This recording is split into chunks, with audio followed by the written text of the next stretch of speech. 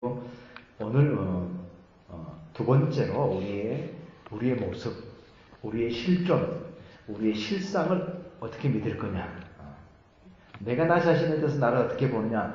이것도 중요하잖아요. 여러 가지로 우리가 생각할 수가 있는데 우리의 신앙의 영역 속에 그게 포함이 됩니다. 내가 누구냐라고 하는 그거죠. 또 거기에서 출발해서 또 다른 도우심이 필요하고 하나님의 역사가 필요하고 예수 그리스도가 필요하고 이렇게 되는 거니까요. 그래서 하나님에서 두 번째로는 우리 자신의 모습을 한번 살펴보는 그런 시간입니다.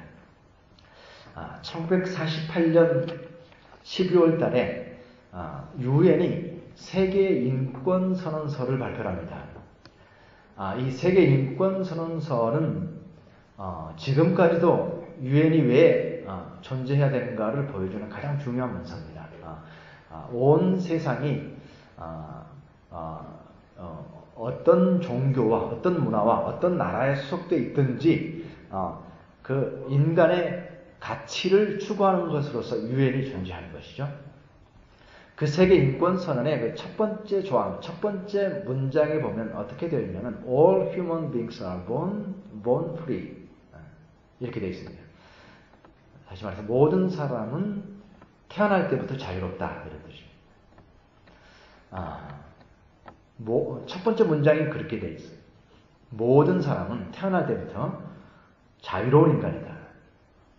우리에게 있어서 자유라고 하는 것은 그토록 중요하죠. 그리고 오늘 우리는 자유롭게 살고 있는데 이 자유를 누리기 위해서 우리는 많은 대가를 사실은 지불했습니다. 많은 시간들이 필요했고요. 불과 몇십 년 전만 하더라도 거리에 나갈 때 머리 스타일도 함부로 하고 나갈 수가 없었고 그러니까 두발 자유라는 말이 있었어요. 머리를 자유롭게 할 수 있느냐 아니냐 불과 몇십 년 전 얘기예요. 옷도 함부로 입고 나갈 수가 없어서 머리도 가위질을 당하고 옷도 가위질을 당하면서 그런 시대를 지나면서 우리에게 오늘의 자유가 주어진 것입니다. 모든 인간은 자유롭다라고 말할 때 인간의 자유는 대가를 지불하면서 우리가 얻은 것이고 또 많은 시간을 통해서 주어지게 되었는데 그처럼 인간에게 있어서 자유라고 하는 것은 생명만큼 소중하다. 그 자유가 아니면 뭐 살 필요가 없다. 이렇게까지 말했죠. 그만큼 소중한 것이 우리에게 자유입니다.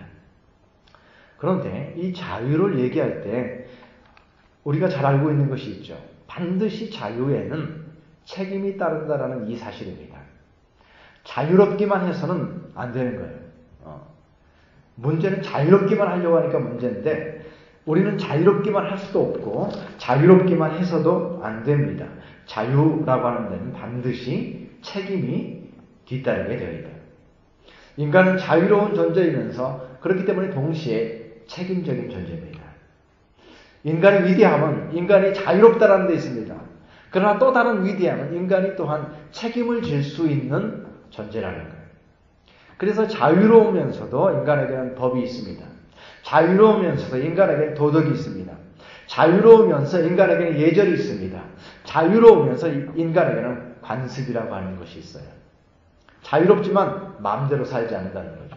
우리가 지난 주간에 설이었는데 설이 되면 무슨 일이 있어도 부모님 계신 고향에 가서 세배를 드려야 됩니다. 이거는 왜 그래야 돼? 물어보면 안 되는 거죠. 그건 당연한 것이고 인간의 도리이고 인간의 책임이잖아요. 근데 저와 여러분 같은 경우는 이제 마땅히 가서 세배를 드려야 되는데 세배를 못 드리니까 어떻게 해야 됩니까? 전화해가지고 죄송합니다. 매번 죄송하다고만 해서 죄송합니다. 전화 드려가지고 말이죠. 친척들이 또 한마디 하는 소리 드려야죠. 왜 안 오느냐? 큰아들이 돼가지고 왜 안 오느냐? 언제 오느냐? 그런 얘기.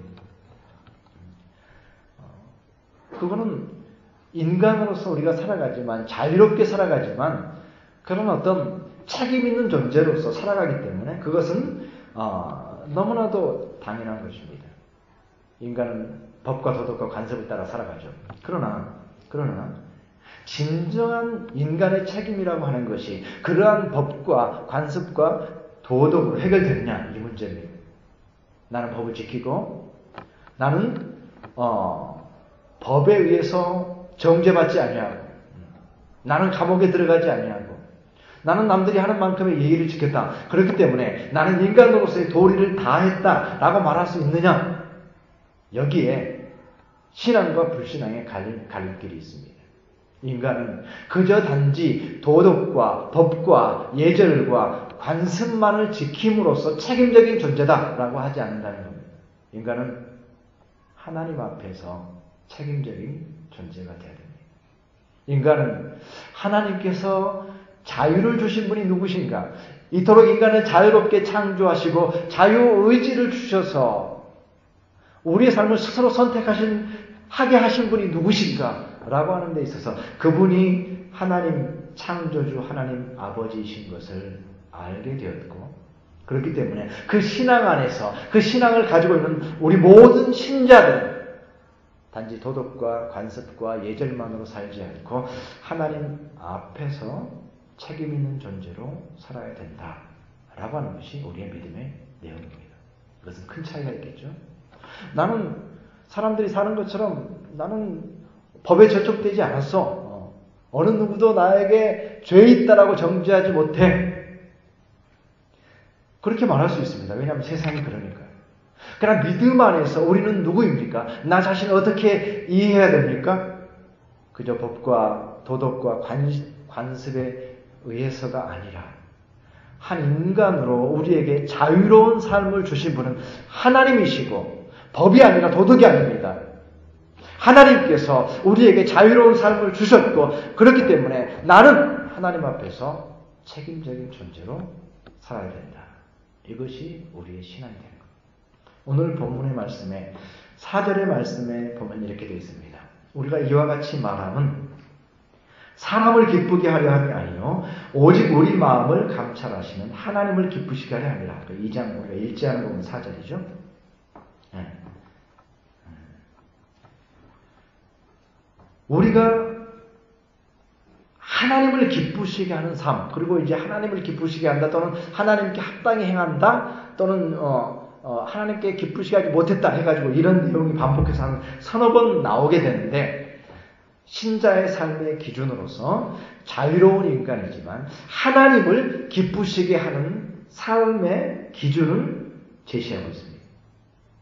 우리는 자유로운 인간이지만 하나님께서는 우리에게 하나님을 기쁘시게 하면서 살아야 될 책임, 자유하지만 책임 있는 인간으로 우리를 부르셨다는 사실. 그리고 이것이 우리의 삶의 새로운 기준입니다. 우리의 삶에 세상 속에서는 없는 우리 신자들의 기준이에요. 어느 누구도 누구에게 이렇게 살아라 얘기할 수 없습니다. 그러나 우리는 믿는 자로서 우리의 기준을 하나님께서 기뻐하시는 삶으로 두고 있다는 겁니다. 이사야에서의 한 비유에 보면은 하나님께서 농부로 비유돼서 나오시면서 포도원을 만듭니다. 포도 농장을 만드시는 장면이 나와요. 가장 좋은 땅에다가 물이 많이 흐르고 햇빛이 정말 잘 쬐이는 그러한 땅에다가 돌을 다 제하고 거기다가 울타리를 친 다음에 극상품 포도나무를 심었다. 최고의 포도나무를 거기다가 심은 겁니다. 최고의 포도나무를 심으시고 그 농부가 바라는 것은 다른 것이 아니라 극상품 포도나무에서 극상품 포도 열매를 맺기를 기다리신다. 그 비유가 나옵니다. 하나님께서 인간을 창조하시고 하나님께서 우리에게 삶을 주시고 자유를 주신 다음에 그 책임적인 삶을 요구하고 계시는 거예요. 그저 될 대로 되라가 아니라 우리에게 자유를 주시면서 최고의 극상품 포도나무를 심은 농부와 같이 그곳에서 최고의 열매가 맺혀지기를 기대하셨다는 거예요. 근데 문제는 거기에서 극상품 포도나무가 나오지를 못하고 들포도를 맺혔다. 이게 어떻게 된 일이냐. 탄식하시는 말씀이 이사야에 나옵니다. 오늘 우리는 우리 자신의 모습을 살펴본다 라고 말하면서 우리에게 주어진 자유 그리고 하나님의 뜻 가운데 살아가야 되는 우리의 새로운 책임 이것을 얘기할 때 우리는 우리에게 주어진 이 자유가 정말 하나님의 뜻을 이루는 데 사용되지 못하고 그 자유가 그만 왜곡되고 있다는 사실을 알게 됩니다. 그리고 그 사실을 알아야 됩니다. 우리는 우리가 주어진 자유를 따라서 정말 하나님이 원하시는 그 삶을 살 수 있으면 좋겠는데 우리의 자유는 진정으로 하나님의 뜻을 이루는 데 사용되지 못하고 그만 우리의 자유는 잘못된 데 사용이 됩니다. 우리의 자유는 마땅히 있어야 할 자리에 서 있지 못하고 뭔가 한쪽으로 치우치게 되는 것을 경험을 하게 됩니다. 그 치우침이라고 하는 것은 여러 가지로 얘기할 수 있겠지만 나 자신의 자기중심적인 욕심이다라고 말할 수가 있습니다. 다시 말해서 자기중심성에 의해서 우리의 자유가 치우치게 된다는 겁니다. 우리의 자유가 마땅히 살아야 될 삶의 그러한 삶으로 우리가 자유롭게 참으로 합당한 삶을 살아가는 것이 아니라 모든 사람들이 그러하고 나 자신이 그러하듯이 그런 이기심, 결국 나밖에 알지 못하는 자기중심성 이것으로 인해서 우리의 자유가 왜곡되어 버리고 만다는 것입니다. 우리의 삶의 열매가 하나님이 원하시는 책임 있는 삶의 열매들을 맺히지 못한다라고 하는 사실이에요. 여러분 우리는 이 시대를 정말 어떻게 냉철하게 바라볼 수 있을까요? 아주 옛날에 홉스라고 하는 그 철학자가 인간에 대해서 상당히 박하게 얘기를 한 대표적인 철학자입니다. 인간이 누구냐라고 말했을 때 이 홉스라는 사람은 모든 인간은 그야말로 이기심의 덩어리다. 모든 인간은 본질적으로 이기적이고 그렇기 때문에 자기의 욕망만을 끊임없이 추구한다라고 얘기를 했습니다. 그러면서 그러한 세상은 그러한 인간이 살아가는 세상은 만인이 만인에 대하여 투쟁하는 상대이다. 만인이 만인에 대하여 투쟁하는 상대이고 그 상태를 살아가는 인간은 곤궁하고 험악하고 고독하고 무자비하고 심지어는 오래 살지 못한다 이렇게 얘기했습니다. 그러니까 이 인간의 이기적인 어떤 그 자기 중심적인 욕망의 추구 때문에 결국 이 세상은 살 수 없게 될 것이다. 이 세상이 완전히 망가져 버릴 것이다. 라고 그렇게까지 얘기한 사람. 저는 그 얘기를 들었을 때에 좀 심하다. 인간은 그렇게까지 평가절하를 하느냐. 그렇게 살 수 없는 세상까지 되겠느냐라고 그렇게 생각을 했고 사실 그 이후에 많은 아담 스미스라든지 많은 그 사회 철학자들이 인간의 이런 오히려 자기 중심성이 이 문화를 발전시켜서 더 좋은 세상을 만들 것이다라는 쪽으로 많이 이제 얘기를 했죠. 결국 자본주의를 정당화하는 일에 그런 이론가들이 이제 그 역할을 한 겁니다. 주류가 되었다라고 말할 수가 있습니다. 그러나 지금 생각해 보십시오. 이 시대를 살펴보십시오. 정말로 이기심으로 인해서 홉스가 말했던 인간이 그렇게까지 될까라고 했던 그 시대 모든 사람은 모든 사람에 대해서 투쟁의 대상이 되고 그런 사회 속에서 인간은 곤궁하고 인간은 가난하고 인간은 고독하고 인간은 험악하고 인간은 무자비하고 결국 살 수 없는 세상이 될 것이다. 오래 살지 못할 것이다 라고까지 말했는데 그런 일들이 이 시대 가운데 정말 너무나도 많이 발전했고 너무나도 많이 부유한 시대 가운데 우리는 가난해서 죽어가는 사람들을 우리는 날마다 보게 됩니다. 고독해서 죽어가는 사람들을 우리는 날마다 뉴스에서 만나게 됩니다.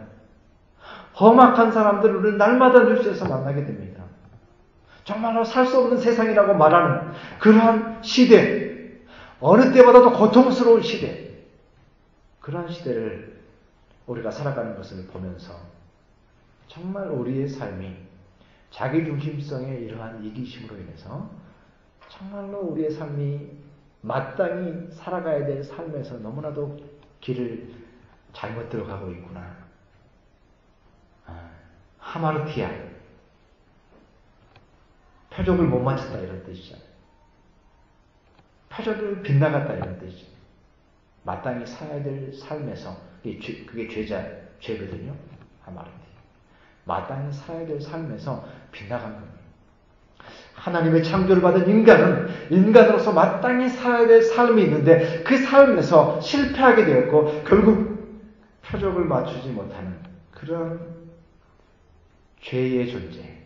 오늘 그 설교의 제목이 죄 있다. 죄가 있다는 것이죠. 인간에게 있어서 그 자유가 하나님의 뜻하신 바대로 살지 못했기 때문에 결국 우리에게는 죄가 있게 되었다. 오늘 15절 말씀에 보니까 물론 이 말씀은 유대인들을 조금 특별히 지칭해서 얘기하지만 그러나 우리 모두에게 당연히 해당될 수 있는 말입니다. 하나님을 기쁘시게 하지 아니하고 모든 사람에게 대적이 되어 16절 우리가 이방인에게 말하여 구원받게 함을 그러니까 복음을 전하는 것을 유대인들이 막았다라는 것이죠. 그들이 금하여 자기 죄를 항상 채우매 죄를 항상 채운다. 죄가 뭐 끊임이 없는 것이고 죄가 가득 차 있는 것이고 죄 가운데 묻혀 사는 그런 상태입니다. 우리 자신을 죄 가운데 있는 죄인으로서 우리 자신을 뭐라고 할까요? 경각심을 가지고 때로는 놀라움을 가지고 때로는 두려운 마음을 가지고 우리 자신을 바라볼 수 있는 것. 문득 나는 살아가다 보니까 잘 감지하지 못하지만 나는 죄인이구나 라고 하는 사실을 온전하게 깨닫는 것. 이것은 너무나도 우리에게 중요한 요인이 될 겁니다. 신앙에 있어서 아주 중요한 요인이 될 겁니다. 여러분 만약에 누군가가 여러분에게 당신 죄인이다 그러면 뭐 기분 좋아할 사람 한 명도 없을 거예요. 그거는 뭐 그렇잖아요. 당신 죄인이다. 어떤 분이 저한테 너 자신에 대해서 좀 잘 좀 생각해 봐라. 이렇게 얘기를 해요. 그 얘기만 들어도 기분이 나쁜데. 네? 그죠? 당신 자신에 대해서 잘 좀 생각해 봐라. 이런 얘기만 들어도 너무 기분이 나쁜데 당신 죄인이다. 그러면 누가 좋겠습니까? 그래서 뭐 참. 그러나 성경은 로마서가 모든 사람이 죄를 범했다. 의인은 한 사람도 없다. 그렇게 판결을 내려버렸습니다. 그리고 믿음 안에서 우리는 어느 누구도 그 판결에 대해서 이의를 제기할 수 없고 이의를 제기하지 않습니다. 모든 사람이 죄를 범했고 의인은 하나도 없다. 이 사실을 받아들이는 것이죠. 나 자신에 대해서 철저하게 내가 죄인이라는 사실을 언제나 받아들이는 것. 이것이 신앙인의 삶입니다. 최근에 그런 보도가 났어요. 모든 사람은 일생에 한 번 언젠지 알지는 못하지만 모든 사람의 50%는 암에 걸린다. 이런 그 영국 의료팀의 보고가 있었거든요. 그러니까 뭐 나이 들어서일 수도 있고 아닐 수도 있지만 50% 정도는 살다가 반드시 암에 걸린다 이런 내용이거든요. 그 기사를 읽자마자 긴장감이 확 생기더라고요. 50%가 암에 걸린다고? 그러면서 혹시 뭐 발암물질 없나? 그러면서 주위에 이제 다시 한번 살펴보게 되는데 50%만 암에 걸려도 심각한 문제죠. 그런데 성경은 우리에게 100% 우리 모두가 죄인이다, 유죄하다라고 확정을 짓고 있습니다. 우리는 이 사실에 대해서 보다 더 심각하게 우리 자신을 받아들여야 되는 것입니다. 예수님께서 오셔서 특별히 바리새인들과 죄인들과 많이 지내면서 예수님께서 지적하신 것 중에 핵심은 뭐냐면은 어떤 사람이 죄가 크냐 작으냐 이 부분에 대해서 예수님께서 말씀하지 않으셨어요. 예수님께서 말씀하신 것은 자기가 가진 죄가 크든지 적든지 그 죄를 의식하고 살아가느냐, 자기가 죄인이라는 사실을 인정하면서 살아가느냐, 이게 중요한 것이다라고 말했거든요. 다시 말해서 바리새인과 세리를 비교했을 때 바리새인이 더 의로운 것은 확실합니다. 더 낫습니다. 살아가는 게. 그거는 누가 비교해도 세리는 정말 핏바람없는 사람이고 바리새인은 열심히 헌금하고 섬기고 종교적인 삶 아닙니까? 누가 보더라도 의롭다라는 면에서는 바리새인이 더 낫다라는 거죠. 그럼에도 불구하고 그 바리새인의 잘못은 무엇입니까? 자기 안에 있는 그러한 죄악된, 죄인된 모습을 인정하지 않고 발견하지 못했기 때문에 가슴을 친 세리보다도 가장 소망 없는 존재로, 가장 하나님으로부터 멀어진 존재로 예수님께서 책망하셨습니다. 그만큼 우리에게 있어서 내가 죄인이다라고 하는 것은 엄청난 의미를 갖습니다. 우리에게 있어서 내가 죄인이고 나는 죄로 인해서 죽었다 라고 해야만 그리스도 안에서 다시 사는 삶이 시작이 된다는 것이죠. 그런 의미에서 우리의 죄성에 대해서 내가 죄인이다라고 말하는 것을 기분 좋아할 사람은 없지만 철저하게 우리 자신의 죄에 대해서 깨달아야 됩니다.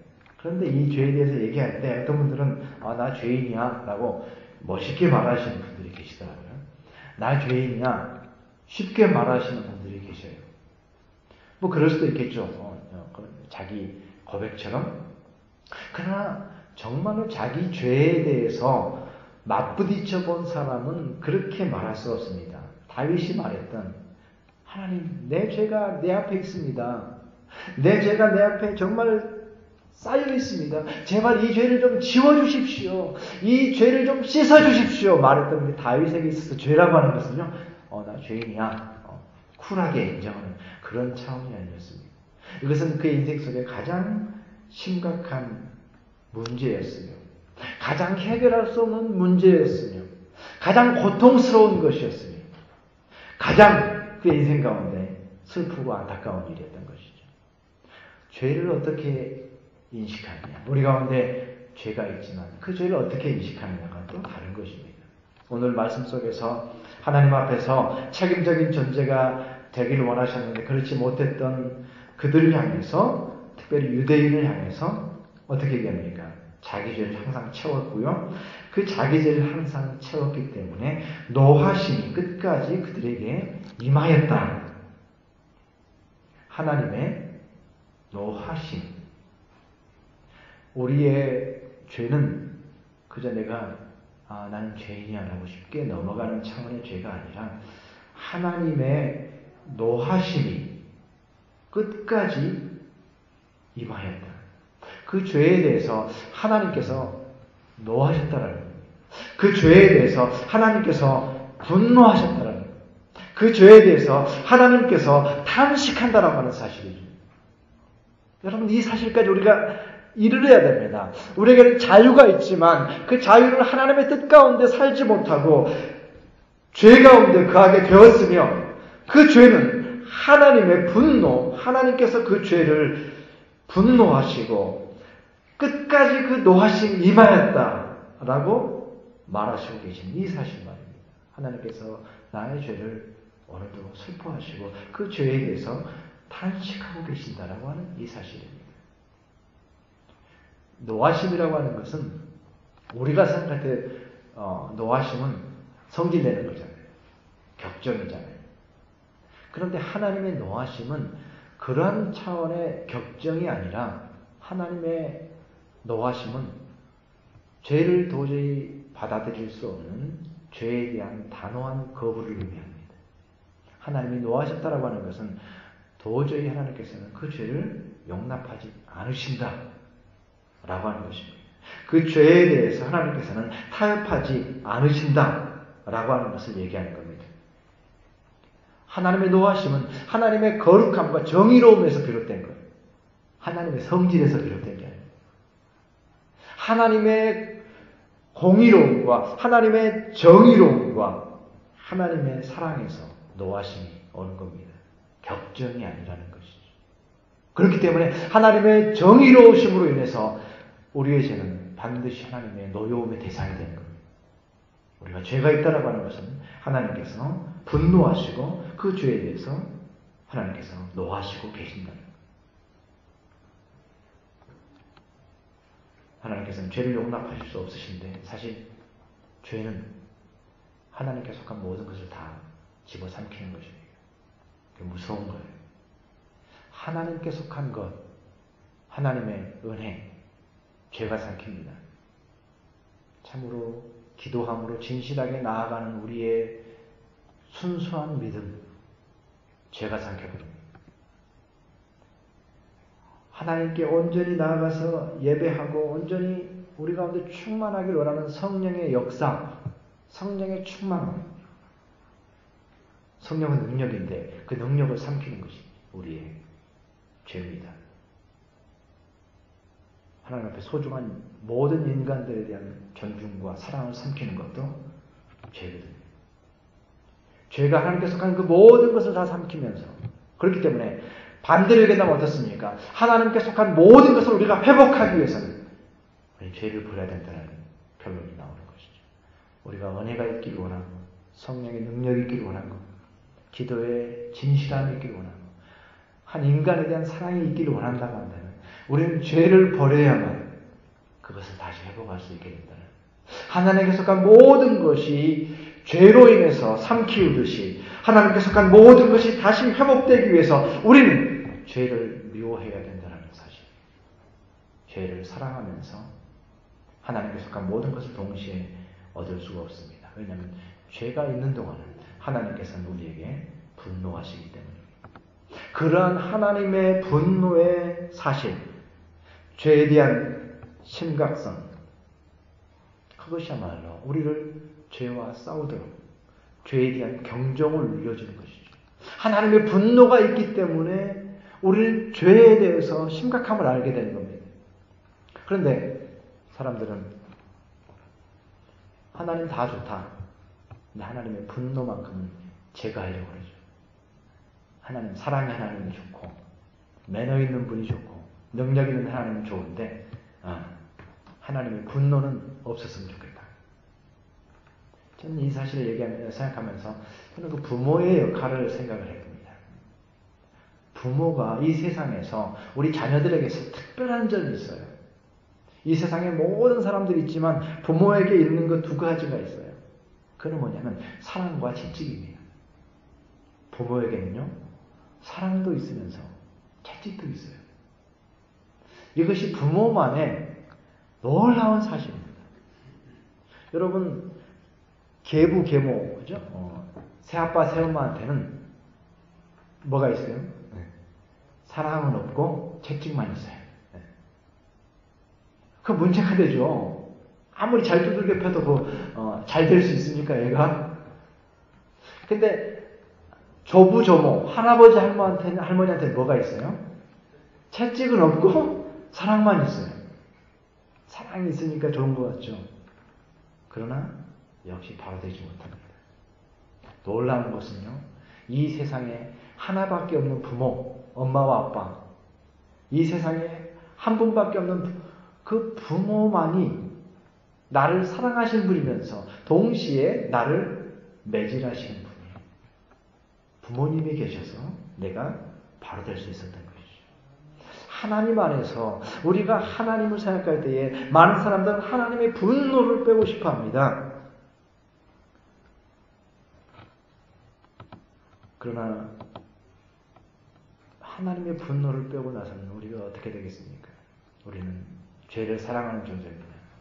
그러다 보니까 끊임없이 죄를 사랑해서 죄를 따라갈 수밖에 없겠죠. 그러나 하나님의 분노를 분명히 알 때, 하나님께서 이 죄를 참으로 싫어하신다는 사실을 분명하게 알 때, 하나님의 그 의로우심으로 인해서 단호하게 이 죄와 타협하지 않으시고 분노하신다는 그러한 사실을 분명히 알 때, 죄는 우리가 싸워야 되는, 우리가 무력하지만 우리가 싸워야 되는 대상인 것을 알게 됩니다. 죄는 우리가 싸워야 될 싸움의 대상이구나. 그래서 히브리서는 피 흘리기까지 싸우라. 피 흘리기까지 싸우라. 피투성이가 되도록 죄와 싸우라. 여기서 두 가지, 피투성이 된다는 건 두 가지 정도로 얘기할 수 있을 것 같아요. 하나는 그 싸움 자체가 쉽지가 않다라는 싸움이죠. 그죠? 피투성이 간단한 싸움이 아니라는 거예요. 죄와의 싸움을 피투성이의 싸움이라는 것은 그 싸움의 전망이 어렵다라는 것을 얘기하는 것이고요. 두 번째로 이 피투성이가 된다는 것은 결코 대충 타협할 수 없다라는 것이 결판을 내야 된다는 의미입니다. 죄와 싸우되 피 흘리기까지 싸우라. 그런데 사실 우리가 어떻습니까? 죄와 싸우다 보면 우리가 패배할 때가 많습니다.